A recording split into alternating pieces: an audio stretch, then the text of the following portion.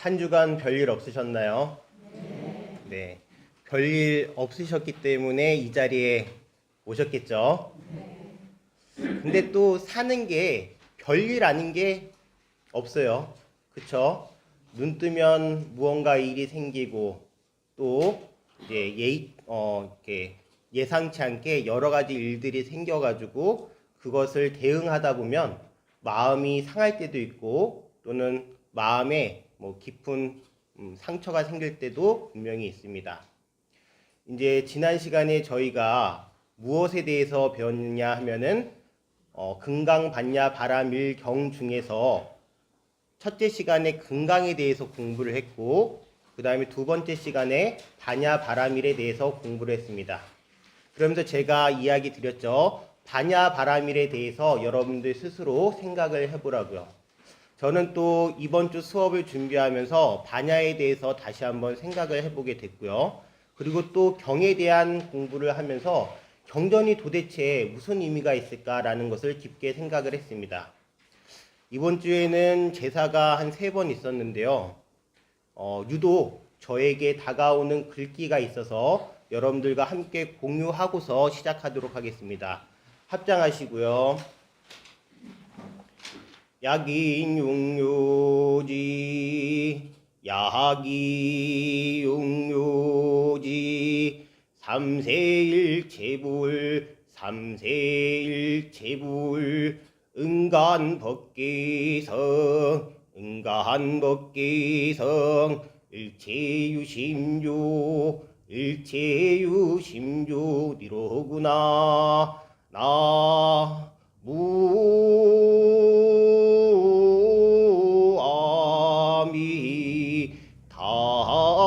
나무아미타불. 보통 이렇게 제가 하면은 약인 용료지 하면서 다음에 약인 용료지 할 때는 따라 하시는데 가만히들 계시니까 제가 이것도 하고 저것도 하고 네. 자, 약인 용료지 만약에 어떤 거를 알고 싶어 하는데요. 무엇을 알고 싶어 하냐면 삼세일체불. 삼세가 어떤 삼세냐면 과거, 현재, 미래세의 모든 부처님의 그러한 마음을 알고자 한다면 응당이 응간 법계성하래요. 법계의 성품을 바라볼지니 그 법계의 성품을 바라보니까 법계의 성품이 무엇이냐? 바로 일체 유심조라고 하네요. 일체 모든 것들이 다 무엇의 작용이래요? 마음의 작용이래요. 이번 한 주간 여러분들 이 자리에 앉기까지 여러분들을 괴롭혔던 마음의 번뇌가 있었나요? 네. 그 번뇌가 왜 생겼는지 잘 들여다봤나요? 네. 어떨 때는요, 당연히 내 배우자 때문에 고민할 때도 있고, 내 자녀의 앞날 때문에 고민할 때도 있고, 또 내 사업 때문에 고민할 때도 있고, 또는 건강 때문에 주변 지인의 또 만약에 돌아가셨으면 그런 잃어버림의 아픔에 무언가 번뇌로워서 이 자리까지 오기까지 마음속에 계속 흔들린 작용이 있었을 거예요. 그런데 그러한 모든 현상들이 결국에는 다 무엇 때문에 일어난대요? 마음 작용 때문에 일어난대요. 그게 다 일체재불, 3세의 과거, 현재, 미래세의 과거 부처님들이 그러한 마음을 다 들여다보시는 거예요. 아, 보세요.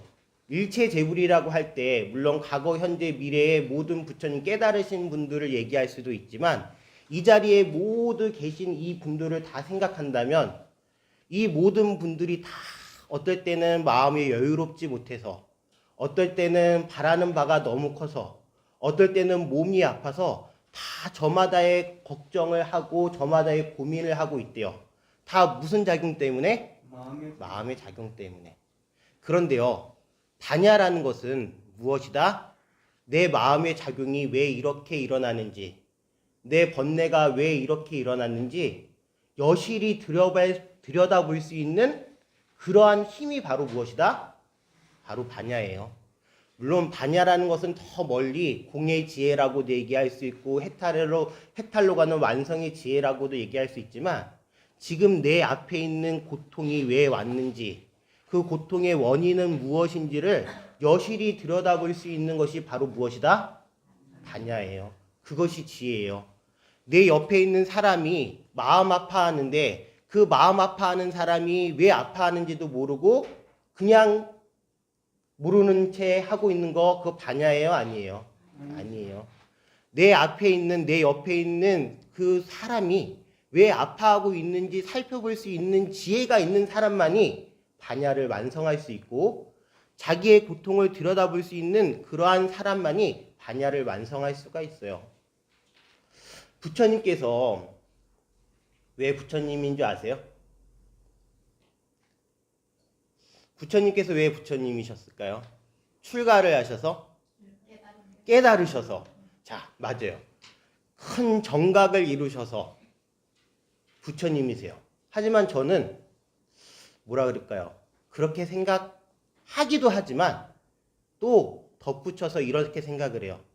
부처님께서 큰 깨달음을 얻으셔서 부처님이 되신 게 아니라 그 깨달음을 얻으시고 45년 동안 그것을 뭐 하셨기 때문에 매일같이 부딪히는 일상 속에서 실천하시고 번뇌로부터 벗어나려고 노력하시고 중생들을 구제하려고 함께 걷고 이야기하고 수행했기 때문에 그것을 평생 하셨기 때문에 부처님이라고 우리가 존경하고 그리고 부처님이라고 칭하고 그 다음에 예경을 드리는 거라면 부처님의 삶 전체가 무엇이다?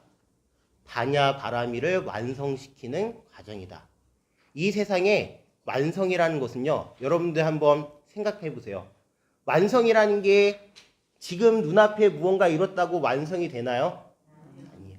죽을 때까지 무언가를 했을 때 그것이 바로 완성의 의미를 가져요. 그것이 완성이에요.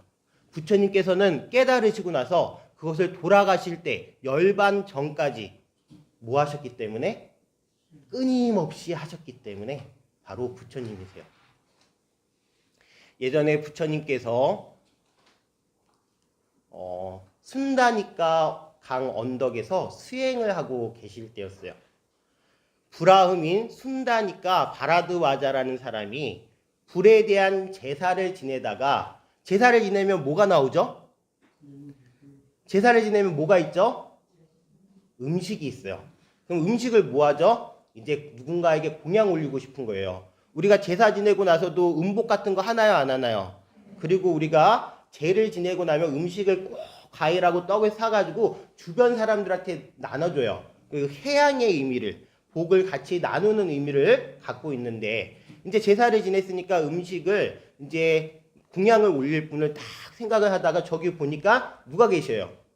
부처님인지는 모르고 열심히 수행하는 수행자가 계신 거예요. 딱 봐도 브라흐민, 인도는 사성 계급이 있죠. 우선은 이제 신적인 이 신에 대해서 제사를 지내고 가장 높은 계급인 브라흐민이 있고 그 다음에 그 밑에 귀족 계급인 크샤트리아가 있고 평민인 바이샤가 있고 천민인 수두라가 있고 그리고 불가촉 청민이 있다라고 얘기해요. 인도는 이 계급 사회가 아직까지 뿌리가 깊어요. 그렇기 때문에 그 예전에는 훨씬 더 심했겠죠. 자, 그 순다리까 바라드와자는 부처님께 공양을 올리려고 마음을 먹고 저 아무리 봐도 브라흐민 같은데 브라흐민이라면 내가 공양을 올릴만 하지 라고 하면서 다가갔어요. 근데 딱 보니까 왠지 느낌이 브라흐민이 아니라 그냥 출가자 같아요. 그래서 이제 여쭤봅니다. 혹시 출신 가문이 어떻게 되세요?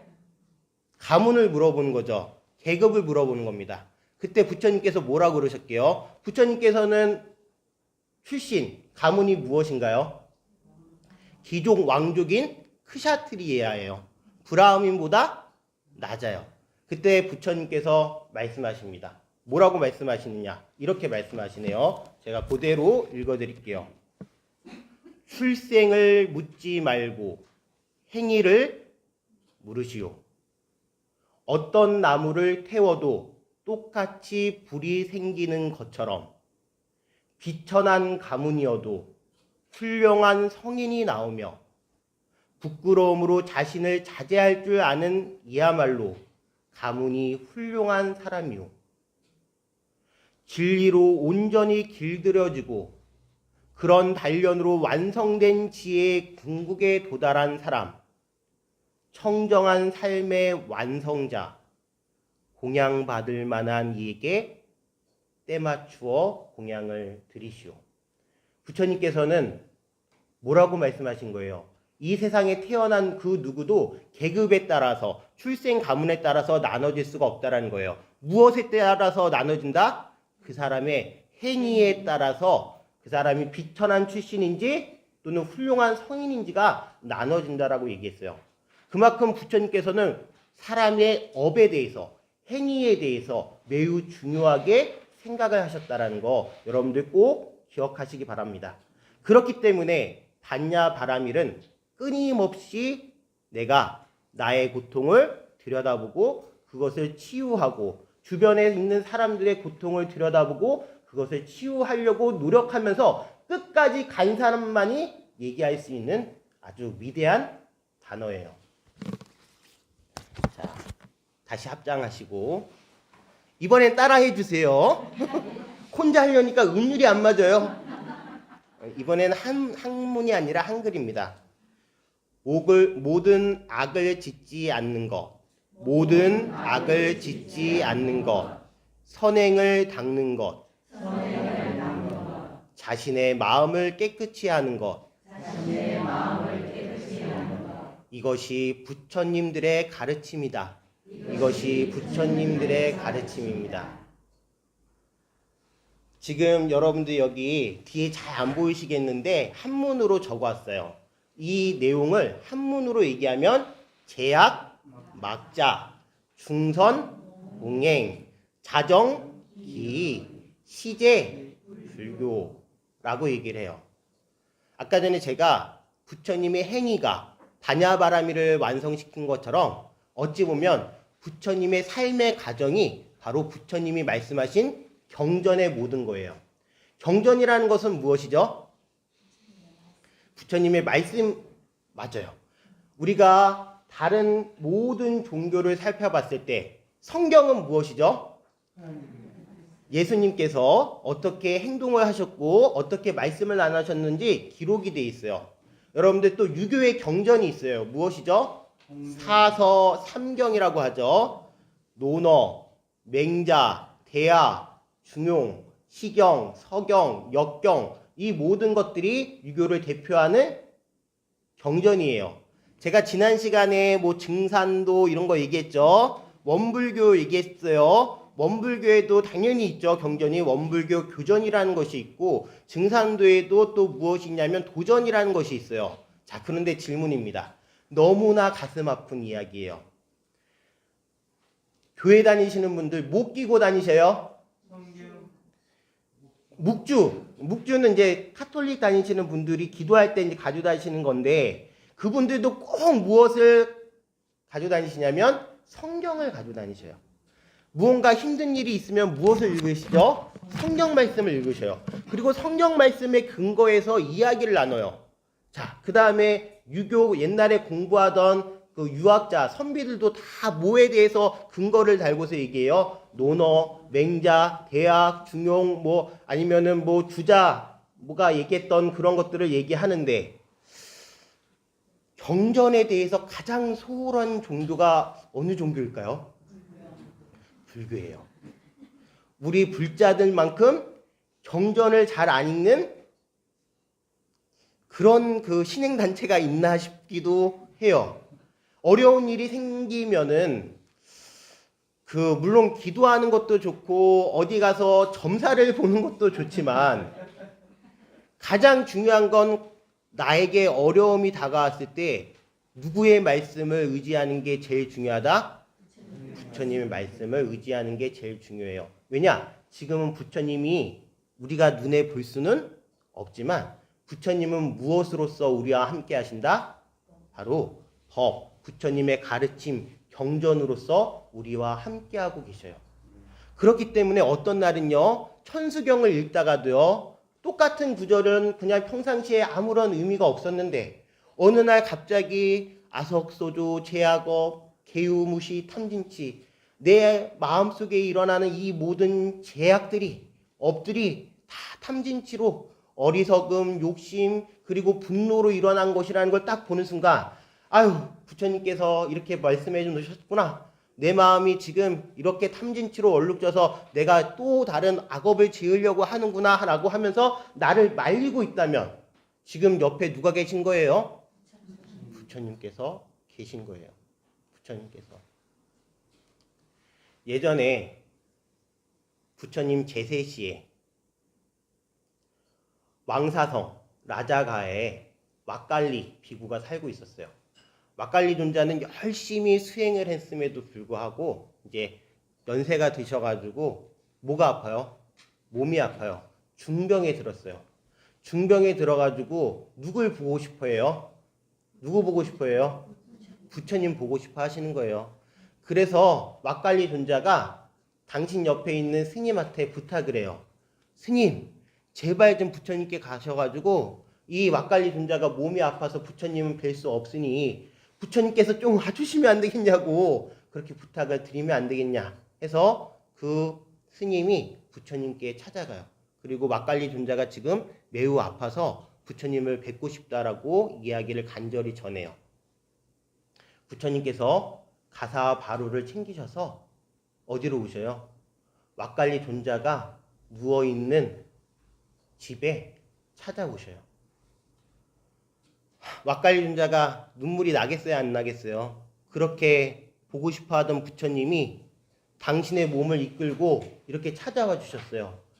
아, 부처님, 죄송해요. 저는 진짜 죄 많은 사람이라 이렇게 부처님 보고 싶었는데 이제야 보는군요. 왁갈리요. 그대는 지금 후회하고 있느냐? 네, 그럼요. 후회하죠. 몸이 아파서 부처님을 못 뵈고 있었으니까요. 왁갈리 존자요. 계율을 어겼느냐? 계율을 어긴 적은 없습니다. 열심히 수행하고 있습니다. 그럼에도 불구하고 부처님, 제가 이 몸이 아파가지고 부처님을 뵙고 싶어도 못 뵈고 있었는데 그 마음이 참 후회스럽고 마음이 아픕니다. 라고 얘기하니까 부처님께서 말씀하십니다. 왁갈리 존자요. 언젠가는 썩을 이 더러운 몸을 봐서 무엇하느냐. 그대가 공부를 열심히 하고 계율을 잘 지키고 내가 가르친 바를 열심히 행하고 있다면 그것이야말로 바로 부처님과 함께 있는 것이다 라고 말씀하세요. 지금 무엇에 대한 이야기를 하기 위해서 제가 계속 얘기하는 거예요? 경전에 대한 이야기를 하기 때문에 그러는 거예요. 경전은 여러분들과 함께 있어요. 우리 불자들은요, 어려움이 있었을 때 당연히 법당에 와서 부처님께 인사드려야 돼요. 그리고 당연히 무엇 해야 하냐면 불경을 열심히 읽어가지고 오늘 내 마음을 치유할 수 있는 부처님의 말씀을 들어야 돼요. 물론 스님이라는 매개체가 있어요. 스님들이 그나마 열심히 공부를 해가지고 불경에 대해서 친숙하니까 이러한 얘기도 들려드리고 저러한 얘기도 들려드려요. 하지만 그것은 매개체로서 전달사로서 중간 입장이고요. 여러분들을 울리는 부처님의 말씀은 여러분들 스스로가 찾아야 돼요. 그것이 여러분들만의 경전을 접하는 방법이 되는 거예요. 예전에 산청에서 머리 깎고 있었을 때예요. 행자 생활을 잠깐 그쪽에서 하는데, 시작을 하는데, 그리고 나서 이제 은혜사로 왔죠. 처음에 출가하고서 뭘 알겠어요? 아무것도 모르죠. 하지만 매일이 좋더라고요. 왜 좋냐? 새벽에 일어나서 부처님께 인사드리고 청소하고 단순하게 사는 그 삶이 너무나 행복한 거예요. 그럼에도 불구하고 마음의 짐이 컸어요. 출가를 했는데 마음의 짐이 있었기 때문에 출가를 했겠죠. 밖에서 막 살고 좋고 막 그랬으면 밖에 있었겠죠. 제가 농담 삼아서 하는 얘기가 있어요. 뭐냐면 저는 이렇게 1대1 대화를 잘 못해요. 그러니까 누군가 찾아왔을 때 1대1 대화를 잘 못한다고요. 그러면서 농담 삼아서 얘기해요. 왜냐면 말주변이 없기 때문에 그 말주변 없는 것을 대체하기 위해서 제가 1대1 대화를 잘했으면 밖에서 연애를 했겠죠. 네. 저는 오히려 이 대중들 앞에서 얘기하는 거 훨씬 더 잘해요. 그게 이제 타고난 업식이 그래서 그런지 몰라요. 근데 그게 중요한 것이 아니라 마음에 짐이 있어요. 그런데 영가분이 들어왔어요. 즉 돌아가신 분이 들어왔는데 거기 있는 스님이 행자한테 아무것도 모르는 행자한테 저녁마다 가가지고 무엇을 주면서 금강반야 바람일경을 주면서 이것을 한편 독송하라 그러는 거예요. 처음 봤는데 그걸 어떻게 알아요? 막 띄어쓰기도 잘못 읽고 막 시아문 15일 뭐 하면서 하는데 그렇게 일주일을 읽는데 제 마음을 울리는 한마디가 있었어요. 과거심 불가득, 현재심 불가득, 미래심 불가득. 과거의 마음도 얻지 못하고 현재의 마음도 얻지 못하고 미래의 마음도 얻지 못하는데 과거에 내가 어떻게 살아왔으며 그것에 마음 아파하고 슬퍼하고 했던 자신이 도대체 그러지 않아도 되는데 그랬음을 누가 말씀해 주셨어요? 부처님께서 말씀해 주신 거예요. 현재 불안하고 걱정되는 그 마음을 그렇게 하지 않아도 된다고 누가 말씀하셨어요? 부처님께서 말씀하셨어요. 미래에 제가 어떻게 되든 그 어떻게 될 바를 항상 걱정하고 불안해하고 계속 망상을 부리는 저에게 그것 또한 다 미련 없이 벗어버려야 함을 그 순간 누가 말씀하셨어요? 부처님께서 말씀하셨어요. 자, 오늘 유인물을 하나 나눠드렸습니다. 찾으셨나요? 이거 오늘은 약간 좀 교학적인 이야기가 들어가요. 교학이라는 것은 약간 좀 이론적인 이야기라는 거죠. 자, 거기에 표를 두 가지로 나누어서 이제 제가 가져왔습니다. 하나는 왼쪽에 뭐라고 되어 있냐면 불교 역사와 경전의 분류라고 되어 있고 그 다음에 오른쪽은 뭐라고 되어 있죠? 네, 부처님의 일대 설법이라고 되어 있습니다. 그러면서 시기를 나눴어요.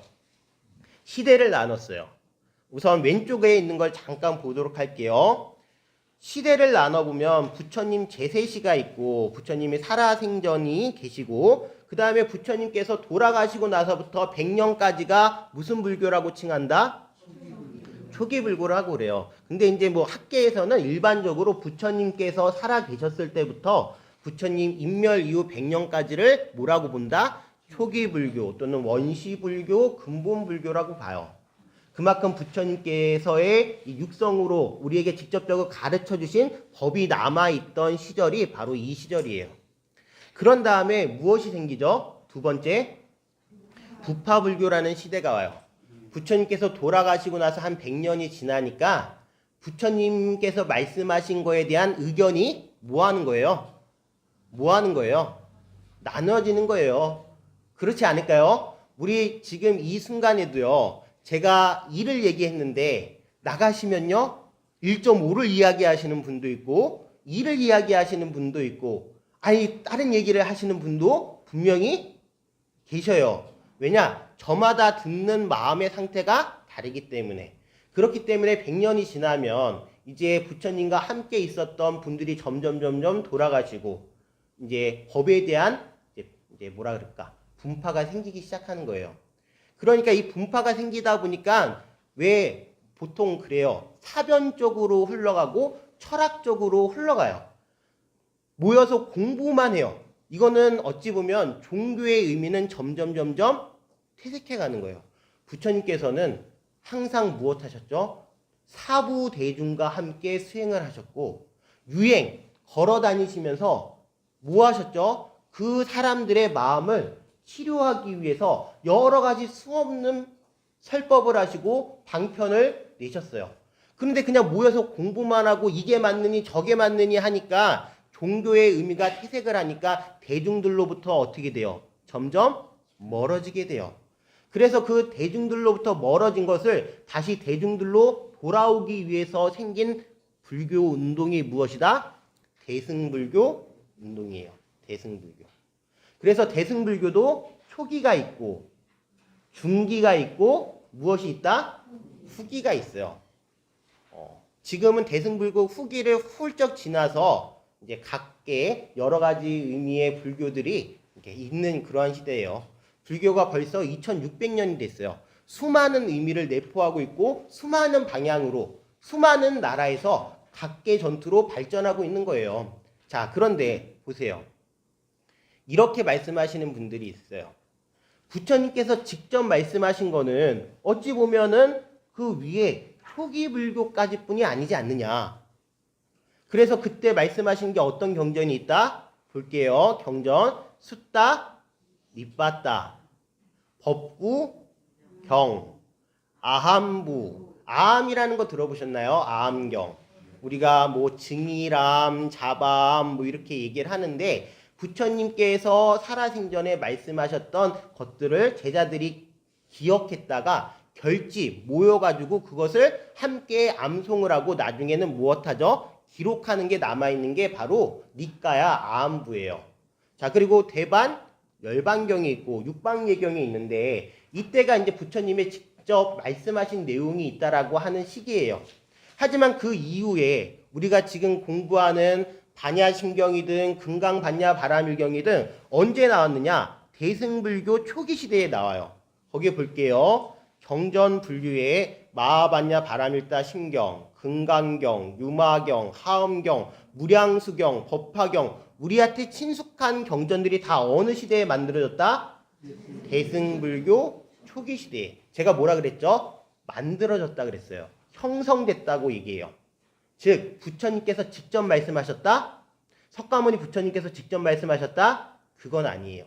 그런데 이거 가지고 얘기하면 이제 이론적으로 얘기하면 대승은 비불설이다. 부처님이 직접 말씀하신 것이 아니다라고 얘기하지만 그런데 그거는 불교를 너무 편협하게 본 거예요.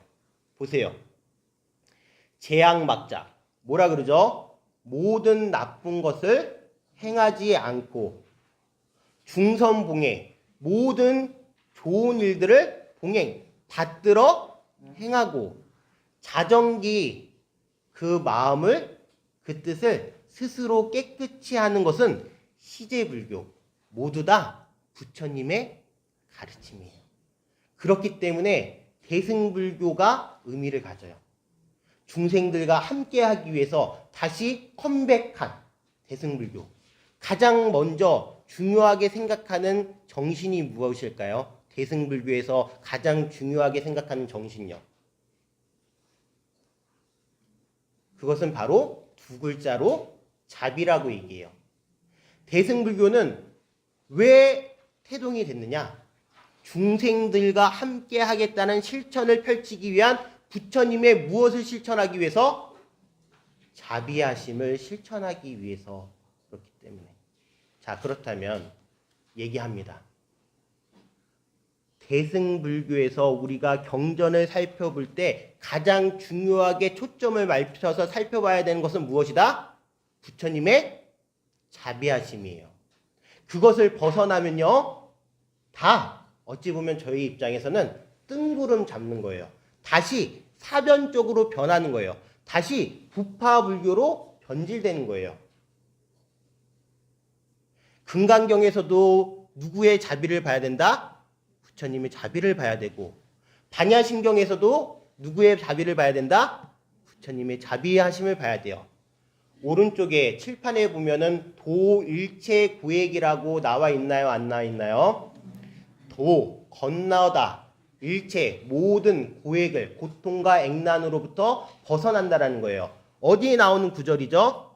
지난 시간에 같이 독성을 했던 마하반야 바라밀다 심경에 나오는 거예요. 관자자의 보살님께서 깊은 반야 바라밀다를 행하실 때 오온이 모두 공하심을 비추어 보시고 조견 오온 개공하시고 무엇 하셨다? 도일체 고액하셨다. 모든 고통으로부터 건너셨다.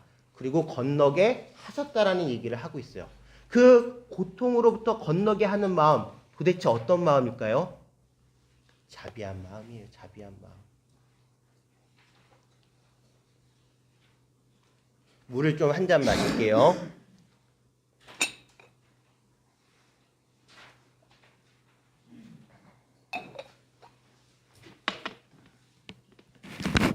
어느 날 부처님께서 웨살리수 중각 강당에 계셨을 때의 이야기입니다. 마하파자파티 고땀이라는 분이 계셔요. 그분은 누구시냐? 부처님의 어머니세요. 물론 낳아주신 어머니께서는, 마야 부인께서는 일찍 세상을 떠나셨어요. 그리고 누구셨던? 이모셨던 마하파자파티 고땀이께서 시타르타 태자를 키우시고, 그리고 나중에 부처님께서 되신 다음에 가장 먼저 여성으로서 출가한 비구니 스님이 되셔요. 마하파자 고땀이께서 발음이 좀 고땀이께서 이제 부처님께 여쭤봅니다. 부처님이시여, 제가 수행을 할 때 그 수행을 잘하기 위해서 부처님께서 가르침의 가장 중요한 핵심을 알려주신다면 제가 혼자 열심히 수행할 수 있을 것 같습니다. 즉 무엇을 물어본 거예요? 부처님 가르침의 가장 중요한 부분, 부처님 가르침은 도대체 무엇인가를, 부처님의 말씀, 즉 경전은 도대체 무엇인가를 여쭤보셨어요. 그때 부처님께서 고땀이에게 말씀하시는 내용입니다.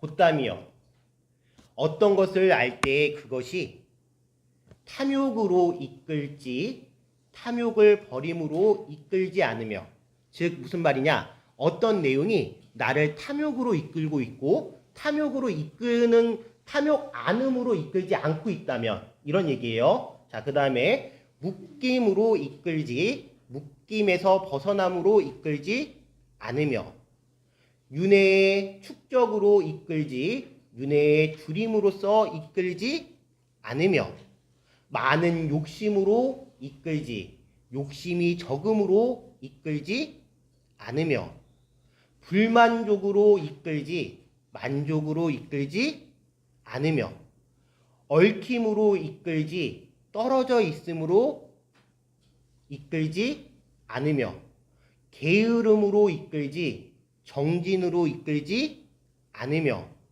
사치스러움으로 이끌지 검소함으로 이끌지 않으며, 고땀이여, 이와 같은 것들은 담마가 아니고, 즉 부처님 가르침이 아니고 계율이 아니고 스승의 가르침이 아니다라고 확실히 알 수 있습니다 라고 말씀하세요. 우선 무엇이 부처님 가르침의 핵심인지를 반대급부적으로 알려주신 거예요. 탐욕으로 계속 이끌고 있다면, 욕심으로 계속 이끌고 있다면, 게으름으로 계속 이끌고 있다면, 윤회의 축적으로 계속 이끌고 있다면 그것은 부처님의 가르침이 절대로 아니다. 욕심으로부터 벗어나서 마음이 얽매이지 않고 분노하지 않으며 정진하고, 그러한 모든 것들이 다 무엇이다? 부처님의 가르침이라는 것을 알려줘요. 자, 이렇게 쉽게 알려드렸는데 또 다른 소리 하는 분들이 있어요. 대체적으로 다 그 얘기를 할 때는 무엇이냐면 나의 욕심이 부처님 마음을 앞섰을 때예요. 부처님께서는 욕심을 줄이고 거기로부터 벗어나서 마음의 해방을 찾으라고 분명히 얘기하셨는데, 물론 기도 열심히 해가지고 우리가 이 세상에 살기 때문에, 중생으로 살기 때문에 원하는 바를 성취하려고 노력하는 건 당연한 거예요, 안 한 거예요? 당연한 거예요. 그렇죠? 그거는 사람의 마음이기 때문에 어쩔 수가 없어요. 하지만요, 우리 중생의 마음은 그래요. 가빠이 한 번, 두 번 갔다가 내 소원이 안 이루어지니 가빠이 부처님께서 영험이 떨어지셨나 보다. 하양포교당에 갔더니 영 부처님께서 내 말을 안 들어주시네 라고 하는 순간 부처님의 가르침을 우리는 다 거꾸로 받아들이고 있는지도 몰라요. 열심히 노력하고 정진하고 기도하되 얽매임을 점점 줄여나가고 마음의 괴로움으로부터 점점 벗어나려고 노력하는 것이 그나마 우리가 부처님의 가르침을 잘 받아들이고 행하고 있는 모습일지도 몰라요. 제가 불교대학을 이제 오랫동안 하고 있어요. 불광사 경북불교대학에서 신입생들을 가르칠 때 항상 드리는 말씀이 있어요. 무엇이냐? 2년 동안 졸업할 때요. 이제 2년 과정이니까 졸업하실 때 얼굴이 밝아지셨다. 그러면 공부를 열심히 하신 거다. 마음의 괴로움이 있었는데 그것을 좀 줄여나갔다. 그거 진짜 공부를 열심히 하신 거다. 불교 공부는 재앙막장, 중성봉행, 자전기, 시제불고 이거 외우는 거 아니에요. 공이든 유식이든 중간이든 이런 거 외우는 거 아니에요. 하엄이든 법화든 이거 다 외우는 거 아니에요. 이 모든 것들이 나온 게 무엇이에요? 이유가 부처님의 자비하심을 보여주기 위해서 나온 것일 뿐이지 그것을 외우고 익히고 거기에 초점을 맞추고 있지 않다면 내가 마음이 좀 더 편해져서 얼굴이 밝아졌을 때 진짜로 불교 공부를 열심히 한 것이다. 자기를 점검하는 것은 그것이다 라고 말씀드려요. 여러분들도 마찬가지예요. 금강반야 바라밀경 공부하면서 막 의문점이 생기는 건 괜찮아요. 왜냐? 공부를 하는 거기 때문에. 하지만 의문점이 생겼을 때는 좀 이제 일찍 오셔서 아니면 좀 여유로운 시간에 미리 연락을 주셔서 저랑 같이 이야기해서 풀어나가면 되고 물론 제가 드릴 수 없는 대답이라면 다른 분들이라도 소개를 시켜줘서 그 스님 찾아가면 좋은 말씀 해주실 거다라고 얘기를 이제 드릴 거예요. 하지만 이 1년 공부가 끝났을 때 마음이 더 답답하고 괴롭고 머리가 혼란스럽고 그렇다면 금강경 공부를 잘못한 거니까 제가 그때는 수업료를 돌려드리도록 네. 자, 오른쪽에 보실게요. 부처님의 일대 설법이라고 나오고 있습니다. 천태지라는 분이 계세요. 천태종을 이제 창시한 이제 분이시죠. 수나라 때 이제 한국 분이 아니라 중국 분이시죠. 수나라 때 분이세요. 그분께서 교상판석을 했어요. 교상판석이라는 것은 무엇이냐면 부처님의 가르침을 뭐한 것이다?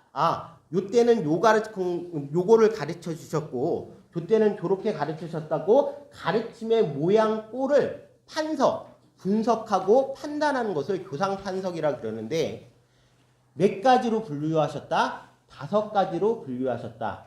첫 번째가 무엇이죠? 하엄시예요. 두 번째가 무엇이죠? 노건시예요. 세 번째가 무엇이죠? 방대시예요. 네 번째가 무엇이죠? 반야시예요. 5번째가 무엇이죠? 법화일반시예요. 우리가 아까 전에 불교 역사와 경전 분류한 거랑 같아요? 달라요? 달라요. 그리고 화엄경이 분명히 대승불교 초기에 형성됐다 그러는데 지금 천태지 선사께서는 뭐라고 부는 거죠? 하엄시가 가장 먼저라고. 그게 언제냐면 부처님께서 깨달음을 얻고 나서 성도, 즉 깨달음을 얻고 나서 21일 동안 당신이 깨달은 바를 뭐 하시는 거예요? 단추하시는 거예요. 야, 이거 진짜 대단한 법이다. 하면서 법계가 모두 다 유심, 마음으로 이루어졌다는 것을 21일 동안 살펴보시면서 그것을 설파를 하시니까 중생들이 그 어려운 법문을 알아들으셔요? 못 알아들어요? 네, 못 알아들으시니까 이제 마음을 내려놓으시고 무엇을 하신다? 녹야원에 가서 제법의 실상을 드러내시기 전에 사성제와 시비연기 등등 불교의 근간이 되는 기초적인 교리들을 말씀하시면서 의혹을 해결하는 시간을 갖는 것이 무엇이다? 녹언시. 이것이 바로 몇 년간 이루어진대요? 12년간 이루어진다라는 거예요. 자, 그 다음에 이제 우리 이제 불교가 이제 많이 근간이 다 전파됐어요. 그러니까 이제 사성제도 알고 그다음에 12연기도 알고 부처님께서 깨달으신 근간을 알았어요. 그리고 나서 이제 무엇에 대해서 이야기하느냐? 모든 이들이 평등한 가르침이라는 대승에 대한 이야기가 나오는데 그것이 방등 시예요. 깊고 평등한 가르침을 몇 년간 하신다? 8년간 하시는데 그때 우리가 또 잘 이제 귀에 익숙한 유마경이라든지 능가경이라든지 능엄경이 설해졌다라고 누구는 본 거예요? 천태지휘선사께서 교상판서 부처님의 가르침을 이렇게 분류하면서 나눴을 때 이런 말씀을 하시는 거예요. 그 다음에 이제 그러한 방등시가 지나고 나서 소승과 대승을 다 아우르면서 공간으로서 모든 일체의 반야를 들여다보는 무슨 시? 반야시가 설해지는 거예요. 그때 우리가 알고 있는 그 반야심경도 설해지는 거고 금강 반야경도 설해지는 거고 대품 반야경도 설해져요. 반야경 설해지는 시기가 가장 길어요. 몇 년간이죠? 22년간 설해져요. 그만큼 불교에서 가장 중요한 역할을 핵심적인 역할을 하는 것이기 때문에 오랫동안 설해졌다라고 얘기하는 거예요. 반야부, 즉 반야시에 설해진 경전이 600부가 된대요. 600부. 그 중에 우리는 가장 익숙한 것이 금강반야 바라밀경, 그 다음에 마하반야 바라밀다 심경이에요. 그리고 나서 그러한 반야에 대한 이야기를 하고서 이제 마지막으로 무엇에 대해서 이야기한다? 법화 열반시. 법화경을 통해서 모든 중생들이 성불할 수 있음을 얘기하시고 그리고 열반경을 통해서 부처님께서는 돌아가시는 것이 아니라 죽음으로 해탈해서 이제 우리를 벗어나시는 것이 아니라 우리와 함께 언제나 이곳에 계시다라는 것을 얘기하는 것이 법화 열반시에서 얘기하는 열반경의 내용이에요. 자, 이제 우리는 알고 있어요.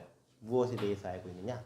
부처님께서는 지금 육신으로는 볼 수 없지만 아까 전에 맨 마지막 법화 열반시에서 무엇에 대해서 이야기했죠? 모든 중생이 성불할 것임을 이야기해요. 말씀하세요. 그리고 나서 열반경에서 무엇을 말씀하신다? 부처님이 항상 우리와 함께 계심을, 영생하심을 말씀하셔요. 지금 이 자리에 여러분들 부처님께서 계신 거예요. 부처님께서 계시다고 생각하는 분은 부처님과 함께 하는 거예요. 부처님이 안 계신다라고 생각하는 분은 부처님으로부터 점점 벗어나는 거예요. 우리는 믿음의 종교예요. 합장하시고 영가전해라는 우리가 이제 그 돌아가신 분께 독송해 드리는 경전이 있습니다. 거기에 나오는 이제 단락인데 제가 독송해 드릴게요. 따라 하시진 않으셔도 돼요.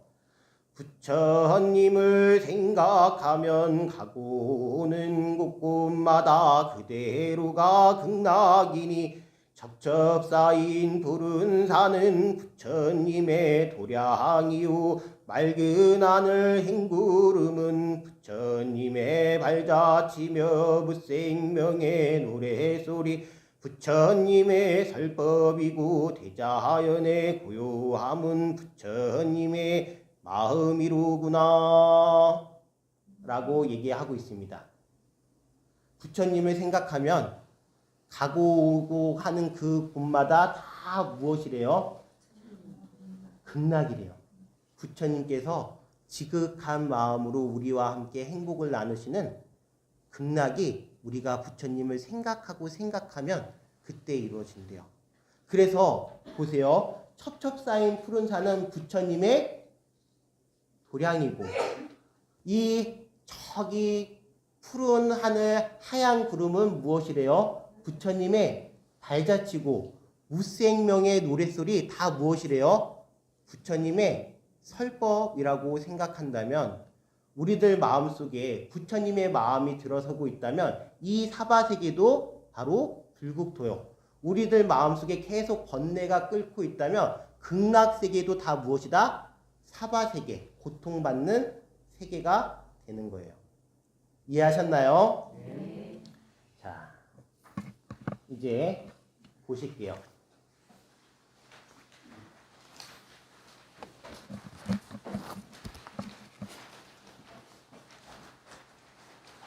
금강반야 바람일경입니다. 이 페이지를 보실게요. 오늘은 금강반야 바람일경 들어가진 않습니다. 그쵸? 경전을 이제 처음으로 이제 뭐 한 거죠? 열어봤습니다. 경전이라는 것은 부처님께서 살아생전에 말씀하신 모든 것뿐만이 아니라 부처님의 삶 그 자체가 경전이라고 한다면 오늘 지금 우리가 이 금강반야 바람일경 열었을 때 누구의 삶을 연 것이에요? 부처님의 삶을 연 것이에요. 소중할까요? 소중하지 않을까요? 소중해요. 그래서 경전을 소중하게 다뤄야 돼요. 다음 시간부터는 우리가 수업을 할 때 제1법회 인유분을 공부한다면 법회 인유분을 같이 독송하고서 이제 이야기를 이제 시작할 거예요. 그런데 독송하기 전에 꼭 해야 되는 게 있어요. 그것이 무엇이다? 바로 송경의식이라는 거예요. 송경의식. 경을 송할 때 의식을 해야 돼요. 여러분들 다 알고 있어요. 그것이 무엇이죠? 맞아. 정구업진원 수리수리 마수리 수수리 사바 하면서 무엇을 밝혀야 돼요? 구업을 밝혀야 된다라는 건데 거기서 얘기하는 구업이라는 것은 구업뿐만이 아니라 신구이 삼업을 얘기해요. 몸으로 지었던 업과 입으로 지었던 업과 뜻으로 마음으로 지었던 업을 밝힌 다음에 누구를 만나야 돼요? 부처님의 말씀과 부처님을 만나야 돼요. 그래서 정구업진언을 해요. 그 다음에 또 무엇을 하느냐? 오방내에 아니재신진언을 해요. 오방내에 아니재신진언이라는 것은 모든 방향에 있는 신장님들을 편안하게 한다는 건데 그것은 다른 말로 하면 내 마음뿐만이 아니라 지금 여기에 있는 모든 사람들의 마음이 평안해졌을 때 개경계 무엇을 할 수 있다? 진심으로 경전을 열 수 있다. 무상심심 유묘거 백천만거 만조 악은문견 특수지 원해열의 진실이 제가 진심으로 무상심심 진짜 위 없이 깊고 깊은 그러한 부처님을 말씀을 만나기 위해서는 뭐 해야 된대요? 뭐 해야 된대요? 뭐 해야 된대요? 그건 이제 백천만건 난조는 만나기가 어렵다라는 거고 악음문견 득수지 할 때요. 내가 지금 보고 듣고 받아지니니 하니까 고도로 내 마음이 뭐 해야 된다라는 거예요. 집중하고 또 집중해서 이 말을 잘 듣고 받아들이려고 노력했을 때 원의 열의 진실이 내가 원하는 바 열의 진실한 뜻이 저에게 다가올 수 있다라는 거. 그리고 나서 이제 법의 바구니, 법장을 여는 거예요. 자, 다시 한번 오늘 합장을 많이 합니다. 읽어보겠습니다. 제가 읽을 테니까 같이 따라하세요. 이것은 참으로 안온한 기처이다. 이것은 참으로 안온한 기처이다. 이것은 최상의 기처이다. 이것은 최상의 기처이다. 이런 기초로 감으로 해서 이런 기처로 감으로 해서 모든 괴로움에서 벗어난다. 모든 괴로움에서 벗어난다. 자, 그러면 이것은 무엇일까요? 이것은 참으로 안온한 기처, 내 마음을 의지하는 그러한 대상이 된대요. 이것은 무엇일까요? 부처님 말씀, 부처님 가르침. 그것이 바로 우리가 진실로 부처님을 만나 뵙는 시간이 될 겁니다.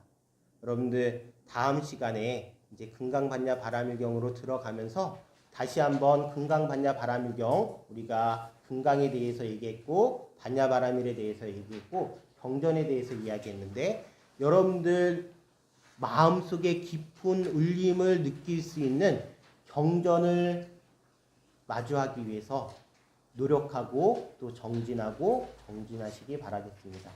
네, 감사합니다.